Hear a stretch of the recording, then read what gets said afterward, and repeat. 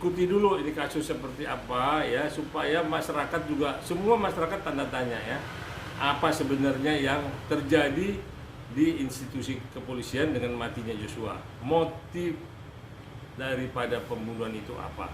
Ini yang kita tunggu ya. Mudah-mudahan ini bisa terungkap dan berkas itu bisa dikirim kembali ke Kejaksaan Agung sehingga bisa disidangkan. Nanti akan kita lihat mana yang sebenarnya yang direncanakanкah atau apa. Nanti itulah di pengadilan negeri di mana itu disidangkan baru kita lihat motifnya yang sebenarnya. Oke. Ya, jadi ini kan masih P19, masih bolak-balik, masih Kejaksaan Agung minta dilengkapi. Nah, kalau udah P21 maka itu diterima berkasnya, perkaranya sudah jelas ya. Mungkin nanti P21 tahap 2, Sambo diserahkan kepada kejaksaan untuk ditahan, mungkin tidak lagi di Makobrimob, mungkin pindah ke Salemba atau ke Cipinang, atau tetap dititipkan di Makobrimob untuk menghindari hal-hal lain. Saya pikir itu. Itu masalah Ferdy Sambo, berkasnya belum P21 kan masih ditolak.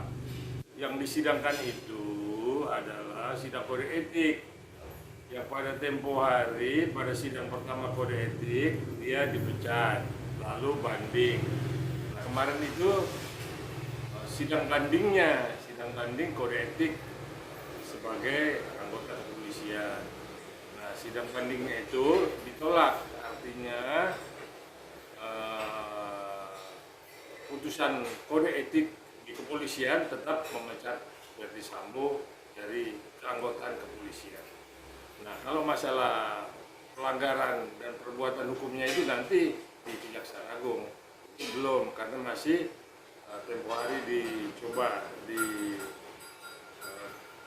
dikirim ke Kejaksaan Agung tapi kan ditolak. Iya, ketika dia sudah tidak berpangkat lagi berarti dia sudah menjadi warga negara atau rakyat sipil biasa yang harus mempertanggungjawabkan perbuatan hukumnya. Nah, itu makanya ya kalau dibilang nggak punya power, cuman mungkin ada bargaining lain yang sampai memang dia juga merasa kok tidak menyesali perbuatannya. Jadi ya memang dalam sejarah kepolisian ya baru sekali inilah ya seorang petinggi kepolisian ya yang berpangkat irjen melakukan hal-hal yang memang merugikan institusi, artinya melakukan pembunuhan terhadap anggotanya atau ajudannya. Baru sekali ini kejadian, itu memang langsung institusi kepolisian memang tempo hari langsung ngedrop ya. Banyak masyarakat yang kepercayaannya hilang kepada kepolisian. Tapi sekarang ini saya lihat berangsur-angsur masyarakat ini, rakyat ini sudah mulai kembali percaya ya, mengembalikan kepercayaan kepada kepolisian sebagai penegak, pengayom dan pelindung masyarakat. Ya, kalau kita Mirjani ngomong udah jangan didengar lah, ngomongnya nggak jelas ngomong apa. Kita lihat orang-orang yang edukasi aja lah, yang educated aja lah, artinya para politisi, para petinggi. Kalau Nikita kan ngomongnya karena ngawur. Omongan Nikita Mirjani itu susah dipertanggungjawabkan, sekalipun dia nyinyir, dia apa, ya dianggap selebriti lah. Selebriti kan ngomongnya juga nggak bisa dipegang. Hari ini apa, besok apa. Itu sih hak-haknya dia aja, silakan aja untuk kita bicara seperti itu. Ini yang memang saya pun sebagai praktisi hukum ya masih bertanya ya. Kita kan juga belum tahu motif dari pembunuhan ini apa yang sebenarnya ya. Karena kalau motifnya ini terbuka saja maka kelihatan apa, bagaimana, dan untuk apa. Nah, Ferdy Sambo sendiri, FPS sendiri belum mengungkap itu, apa motivasi daripada pembunuhan itu. PC, ya Putri istri dari FS ya masih bungkam, padahal kuncinya ada di dia. Inilah banyak sekali tarik-menarik skenario, mulai dari Magelang ke Jakarta, dari Jakarta ke Magelang, si Kuat, si Ma'ruf, almarhum. Nah inilah yang memang motif pembunuhan, inilah yang memang ditunggu masyarakat. Kita menunggu apa sih sebenarnya motif pembunuhan itu. Apakah memang gara-gara pelecehan seksual atau ada sesuatu yang memang rahasia-rahasianya FS itu dipegang kuncinya oleh almarhum. Nah, kalau almarhum buka akan menyeret atau akan menyingkap yang lain, itu kita nggak tahu. Itu semua ada di kewenangan penyidik. Nah, tempo hari Pak Presiden, Pak Kapolri, Menko Polhukam, semua udah pada buat statement, dibuat kasus ini supaya terang benderang agar masyarakat kepercayaannya itu kembali kepada kepolisian.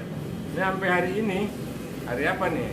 Hari Selasa nih ya, tanggal 20 ya September 22. Kita belum tahu apa motif yang sebenarnya. Ya, tetapi memang kita lihat penyidik bekerja keras. Kapolri pun juga udah memang cukup mengawasi jalan penyidikan itu. Nah yang kita lihat ini kan baru sidang-sidang kode etik kan ya. Sekalipun ini agak terlambat dari bulan Juli sampai sekarang ini kok belum terungkap motif daripada pembunuhan itu. Malah kita terseret lagi dengan cerita 303 judi online, terseret lagi dengan cerita narkoba, terseret lagi kemarin dengan cerita Brigjen Hendrawan itu dengan private jet mundar-mandir ke Jambi. Ini yang kita semua tanda tanya, apa sih sebenarnya ini? Kok begitu rumit membongkar ini? Apalagi lawyernya si Komarudin itu sudah menyerah, sudah nggak mampu lagi mungkin untuk mengungkap, ganti lawyer lain ya, si Diolipas apa segala macam. Kita semua akhirnya ya bagaimana, kita jadi penonton nih ya. Apa sih sebenarnya yang terjadi di kasus ini? Nah, ini kita pengen kalau ini terungkap motifnya, maka kita tahulah sejarah benang merah ini apa. Jadi gini, ini kan sekarang udah cerita lagi pasal 340 itu kan direncanakan menghilangkan nyawa orang dengan sengaja bla bla bla bla kan. FS itu udah bilang saya perintahkan ya RE untuk menembak, kan bukan ditembak mati kan. Nah dari situ aja sudah kelihatan mau keluar dari jeratan pasal 340 ya. Apalagi dengan kasus seksual, artinya harga diri ya, emosi yang memang sesaat itu emosi muncul ya. Apalagi satu lagi setelah RE nembak ya, FS katanya ikut nembak. Ini kan psikopat, ini penyakit jiwa kan. Artinya kalau orang-orang yang berpenyakit jiwa itu secara hukum tidak bisa dipertanggungjawabkan. Nah ini kita nggak tahu kok bisa seperti itu. Nah inilah untuk lepas dari jeratan pasal 340. Kalau lepas dari jeratan 340 artinya yang ada yaitu pembunuhan yang 338 mengakibatkan orang mati. Nah pasalnya itu kan tidak 20 tahun, tidak hukuman mati, tidak seumur hidup. Pasalnya mungkin 12 tahun atau paling tinggi mungkin 15 tahun. Nah inilah sekarang lagi digiring ke sana opini ini. Saya tidak menyuruh menembak. Nah, saya tidak menyuruh menembak mati, tapi saya suruh menembak. Ya kan bisa tembak kakinya, bisa tembak ke atas, macam-macam lah itu ya analisa orang. Nah, tapi yang jelas sudah ada yang meninggal ya, si Joshua almarhum akibat tembakan itu.